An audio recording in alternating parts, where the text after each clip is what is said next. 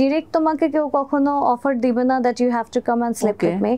যেটা হয় যে অনেক ধরনের কথা হয়, প্ল্যানিং হয়, তারপরে আস্তে আস্তে করে তাদের যখন দেখে যে আমার ইন্টারেস্ট ওখানে এসেছে তখন তাদের একটু ভয়েস চেঞ্জ হয়ে যায় বা কথা বলার স্টাইল। যখন তারা কোনোভাবে বুঝতে পারে যে no I am not ready, আর আমাকে দিয়ে তারা মুভির পাশাপাশি যেটা চাচ্ছে কফি খাইতে, হ্যাঁ সেটা আমি কফি খাইতে যাওয়ার জন্য রেডি না, তখন মনে করো যে প্রজেক্টটা আর হয় না।